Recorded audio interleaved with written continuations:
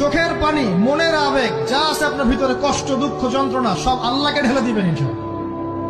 নিজের আবেগ ধরে রাখবেন এখানে, আপনি আল্লাহর জন্য ঢেলে দিবেন। মানুষকে আবেগ দেখে কি লাভ? মানুষ আপনার চোখের পানির মর্ম বুঝবে? মানুষ কি মানুষের চোখের পানির মর্ম বুঝে? আপনার পিতা যদি মারা যায়, আমার কাছে এসে দোয়া চান কান্নাকাটি করে, আমি দোয়া করতে পারবো, কিন্তু আমি কিন্তু আপনার ফিলিংসটা বুঝতে পারবো না। আপনার অনুভূতি কে বুঝতে পারবেন? আল্লাহ পাক আপনার ঘাড়ের রগের চেয়েও কাছে আছেন। সুবহানাল্লাহ। মানুষের দুর্ব্যবহারে কষ্ট পাবেন না। যখন কাছের মানুষরা আপনাকে কষ্ট দিবে, এবং কাছের মানুষ কষ্ট আপনাকে দিবেই, কাছের মানুষটা আপনাকে বেশি কষ্ট দিবে জীবনে, তখন আপনি কষ্ট পাবেন না যদি আল্লাহর জন্য ওদেরকে ভালোবাসেন, যে আমি তো আল্লাহর জন্য এই কাজগুলো করছি, তারা শুকরিয়া আদায় করলেই বা কি আর না করলেই বা কি, তখন আপনি কষ্ট পাবেন না। দুইজন ব্যক্তি যারা আল্লাহর জন্য পরস্পরকে মহব্বত করে, এই দুইজন মানুষকে আল্লাহ পাক আরশের ছায়া ছায়া